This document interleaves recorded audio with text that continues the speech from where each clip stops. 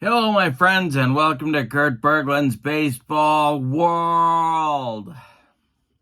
It's time for a Sunday night authentic unboxing. What better night of the week could there possibly be than a Sunday night for an authentic unboxing? Well, my friends, when I'm walking down the street, which I find myself doing an increasing amount of now that I'm full-time in the 2003 Honda Odyssey, woo, some noise, some noises are coming out of that baby that a car shouldn't be making. When I'm walking down the street, I get two questions all the time. The first question I get is, Kurt, what is your favorite magazine? It is. And the second question is, Kurt, what is an authentic unboxing? Well, if you're new to these environs, I'm going to tell you what an authentic unboxing is. On the YouTube, have you been to the YouTube? Have you been to the TikTok? Anybody there? Anybody? On the YouTube, and actually sometimes on the TikTok,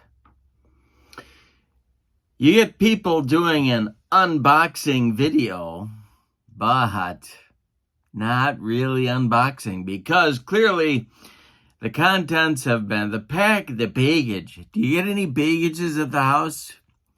Do you like to get baggages? Well, in these videos, the baggages have clearly been opened, the contents reviewed, sometimes even used on the tabletop, and then crammed back inside in a pathetic attempt to fool you, the YouTube viewer, or the TikToker, as I like to call them. I call them TikTokers. Anyway, at Kurt Berglund's Baseball World, you've come to expect better. That's right. When I do an authentic unboxing, it's authentic. You can be assured that the contents are hermetically sealed in a mayonnaise jar on Funkin' Wagnall's porch since noon today. No one, except of course the shipper, knows the contents that are inside that baggage. And it always helps if you have a refreshing beverage at the ready. Yeah. Let me tell you, my friends, in case you don't know, dealing with the Wisconsin winter requires copious amounts of caffeine and refreshing beverages. All right. Now, we're ready. This is an authentic unbaggaging. Now, of course, my friends, they don't usually let me have these. I'm usually, and with this shirt on, yeah, I'm looking a little pasty today. Gringo looking pasty. With this shirt on, I'm certainly looking like I'm in the institution, but it's these scissors that gets them worried. Why? Because I'm bombarded with pesky questions like, Kurt, have you taken your medication today? And, Kurt, are you off your rocker again? Yeah, that's the clinical. Off your rocker is the clinical term. But, of course, usually my guns, always at the ready, my guns are sufficient to get the baggage opened. Mwah, mwah. So we'll see how this goes today. I don't know. Because sometimes that USPS is a fooler. They can give you baggages that really are, they gum up the works, if you know what I mean. Not that kind of works, but the other kind. All right. So let's see if we can get in here and look at the contents inside, shall we? And these babies have been, shipped from the great state of Florida, the Sunshine State, if you will. And I can see I'm going to need a little backup. Haven't had quite enough caffeine to launch me into this baggage yet.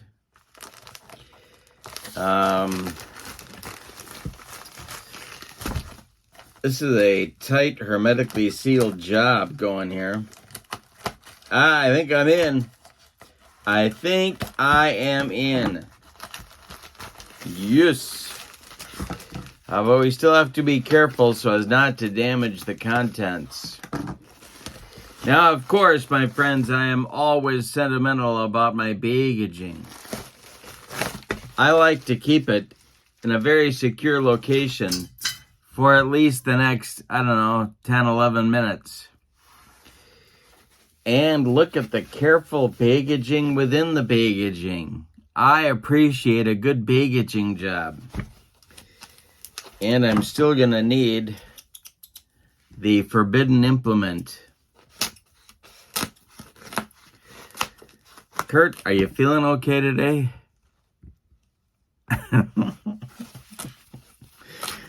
All right, here we go. I'm getting in there. I am making progress. Oh boy. It's all coming unraveled now. All right. And again, extremely sentimental with my packaging. And let's look inside, shall we? And as you can see, it's time for On Deck Baseball Pro. And that, on the cover, if I am not mistaken, would be our old friend John McGraw. And then on the back, let's see who's on the back side here. Oh, we got, is that the Commerce Comet? I think that's Mick. I think that's Mickey. All right, let's see what we got inside.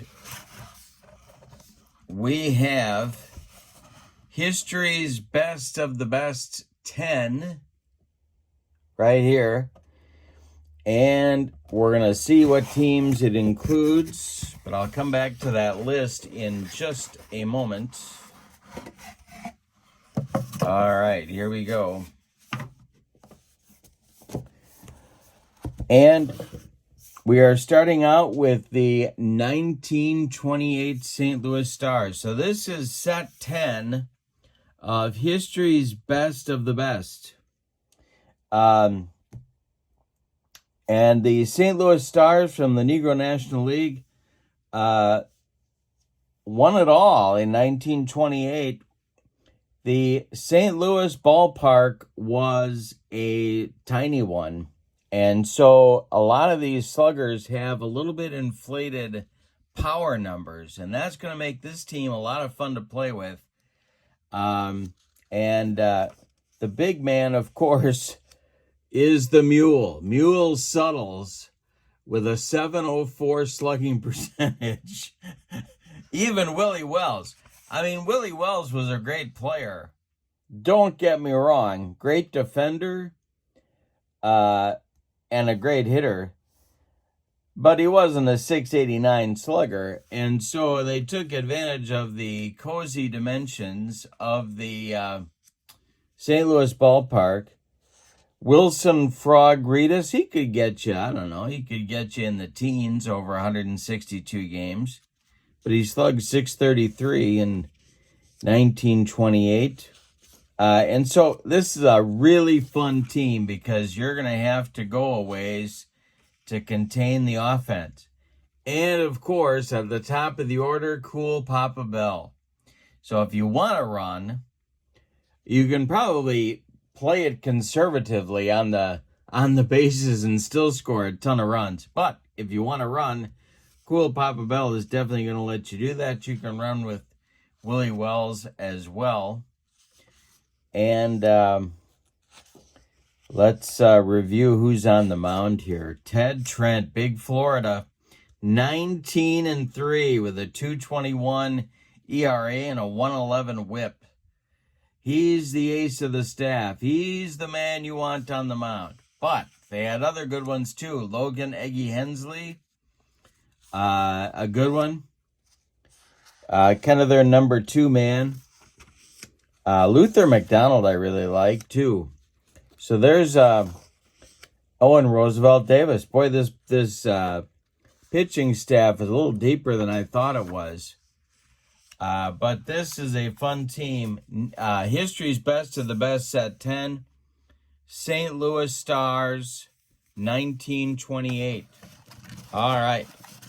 Now, let's check out the next club. It's the 1936 New York Yankees. This is Lou Gehrig's, probably his signature season.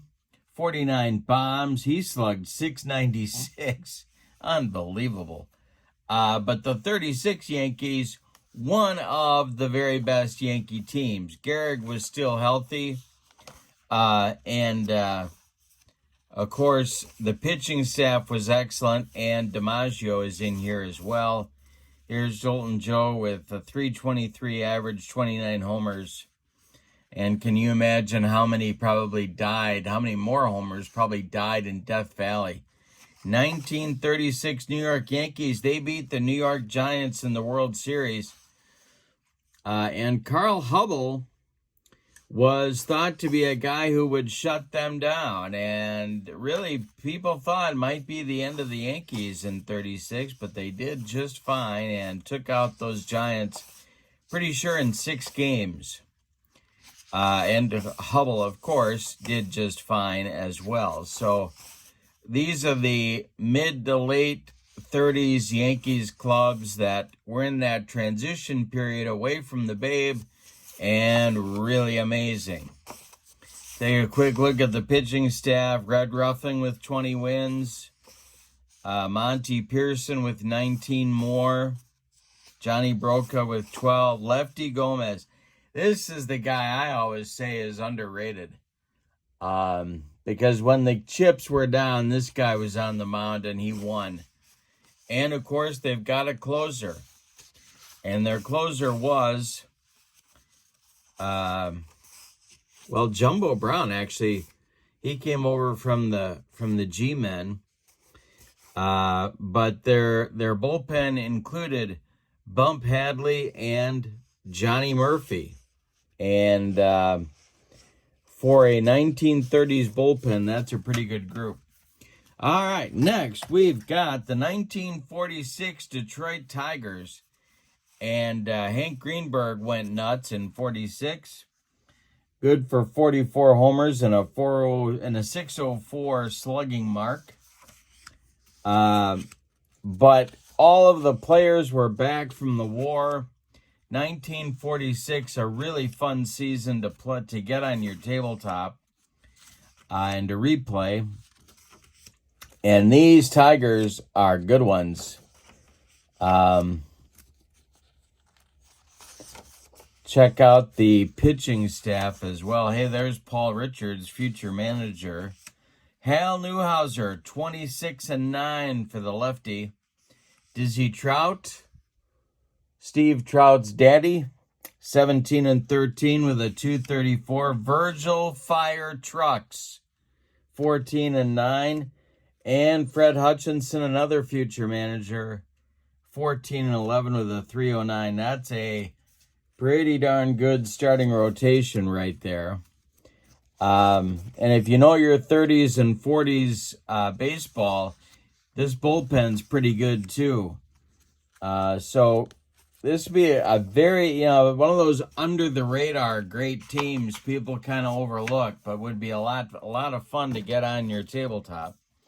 And here, speaking of power, we've got the 1965 Minnesota Twins. How about your American League MVP in 1965, Zoilo Versalles, Tony O. My second baseball glove was a Tony Oliva model, and you wanted to know that? Yes, you did. Don Mincher, big-time power from the left side of the plate. Jerry Kindle missed the World Series, but he was a good one. Rich Rollins at third. Bob Allison from the right side.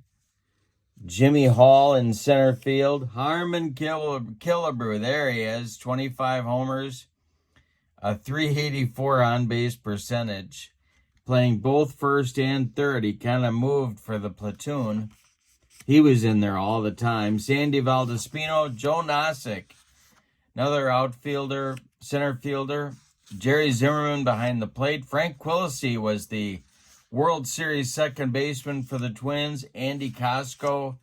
There's your ace of the staff, probably, although they had a few of them here. 21-7 for Mudcat Grant. 18-11 for Jim Kitty Cott. How about Gaylord's brother, Jim, 12-7 from the bullpen as well as the starting rotation. And Camilo Pascual on the downside, but still tough at 9-3. Then comes your bullpen, and it featured these two guys, Hal Worthington and Johnny Klipstein. And if you need a left-hander, Dick Stigman.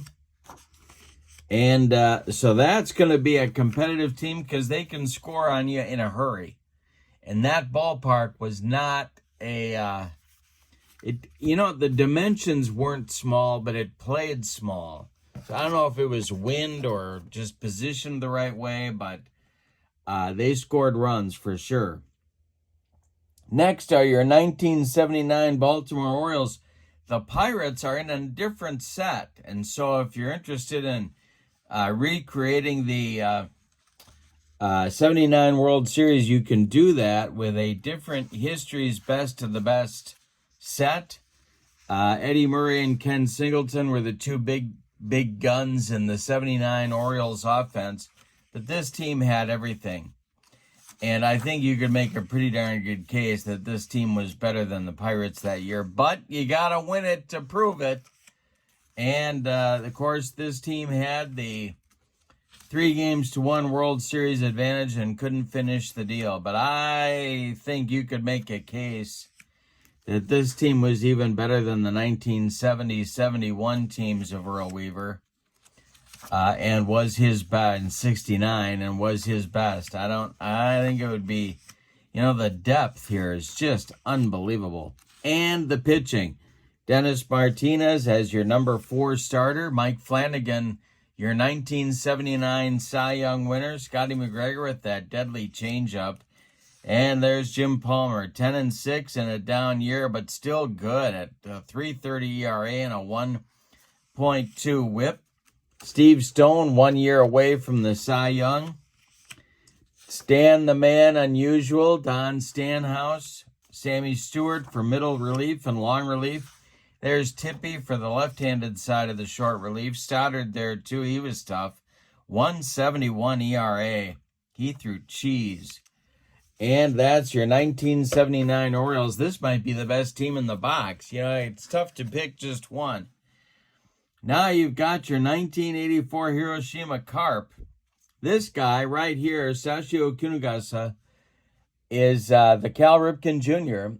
of the NPB. He still has the consecutive games played streak. He played third and first. He's kind of on the, I'm going to say he's on the downside after hitting 329 and 31 homers. But his peak had probably passed by 84, but he was still really good. And a big part of this offense, this team is an all-time team in NPB history. And a big part of that is their left fielder, right fielder, Koji Yamamoto, who also had probably peaked, but again, 293, 33 homers. Not too bad for being on the downside. But the thing that set this team apart was not only did they have a good offense, but they could also stop you from the pitcher's mound. And let's look at the arms they had. Manabu Kiribapu is a 13-game winner, and this wasn't his best year, but he was still mighty good. 9 complete games, a 1.2 WHIP, a very tough right-hander. Kazuo Yamane is a right-hander that was 16-8.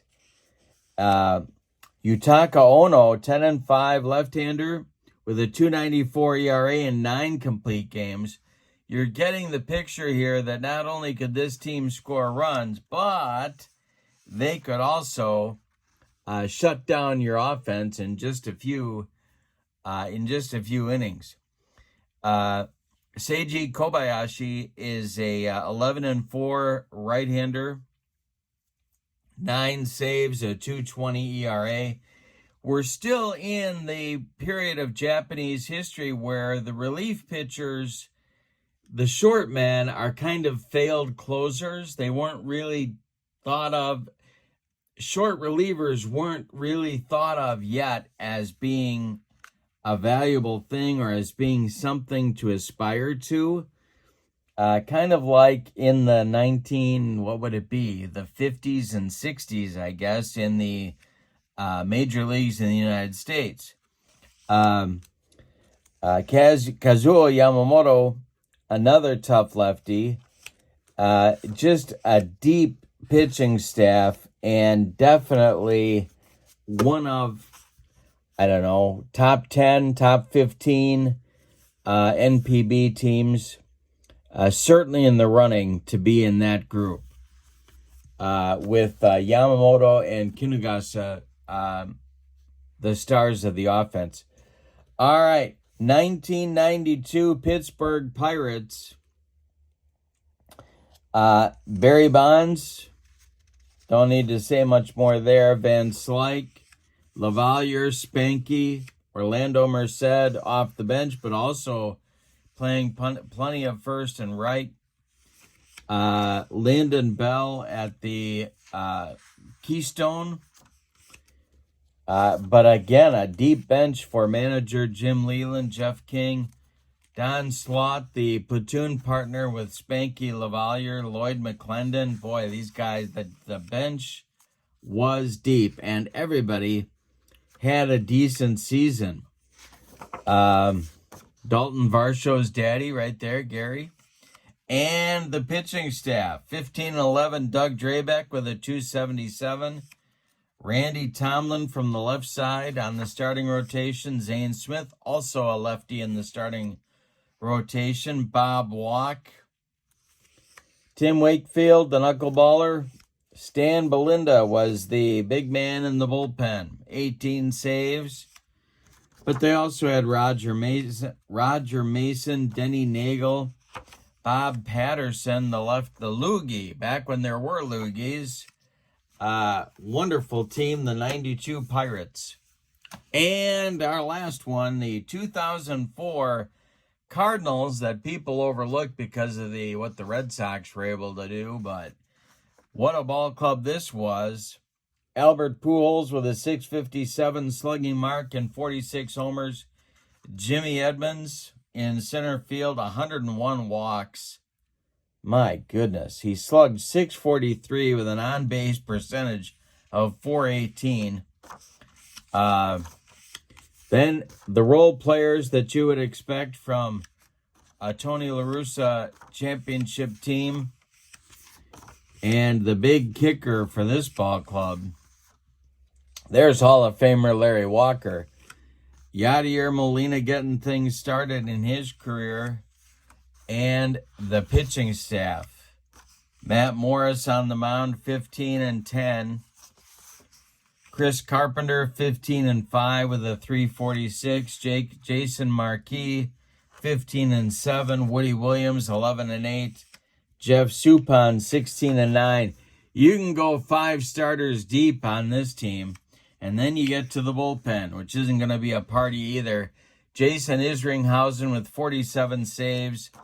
The setup men from the left side, Steve Klein and Ray King, and from the right side, Julian Tavares, the 2004 St. Louis Cardinals.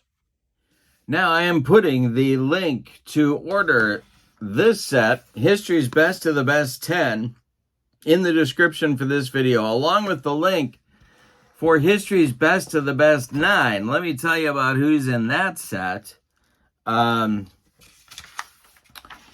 They are the 1914 Boston Braves, the Miracle Braves, the 29 Baltimore Black Sox, featuring one of my favorite pitchers, Layman Yoakley, the Negro National League champs. The 1935 Chicago Cubs, featuring former Philly and then future Philly, Chuck Klein in the outfield. The 1961 Detroit Tigers, there you're going to get some runs scored. The 1976 Hankyu Braves, which were the champs in the NPB and featured the Japanese Rickey Henderson on their team. Talk more about him later. Also, the 1983 Chicago White Sox, one of my all-time favorite teams. The 1998 Houston Astros, and the 2004 Boston Red Sox. So they are in those teams.